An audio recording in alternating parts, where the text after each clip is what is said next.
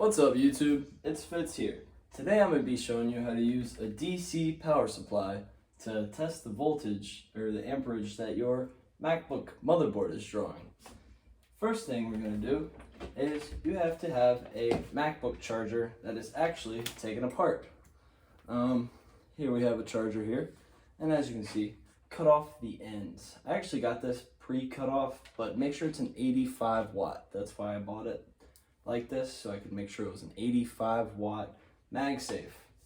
You're gonna take your red or your positive lead, and you're gonna hook it up to the white of the charger, and then your black is gonna go on the black wire coming out of here, and that's actually gonna be the ground or your negative. You're gonna plug both those into your power supply on the black and the red, or the black and the red section on your power supply. And you're gonna go ahead and turn on the power supply.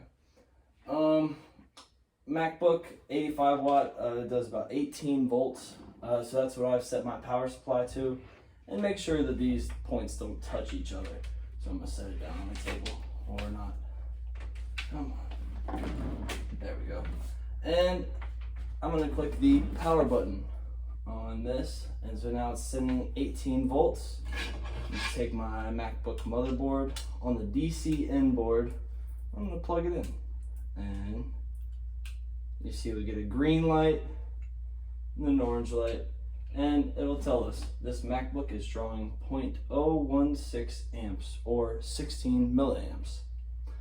This can be a very helpful diagnostic tool for if we want to see where that short is, and there's a bunch of information on the wiki about what to do for if your MacBook is drawing a certain amount of amperage. So yeah, that's a basic tutorial on how to check your MacBook motherboard using a DC power supply. I'm using a cheaper power supply. This is a Rockseed RS310P.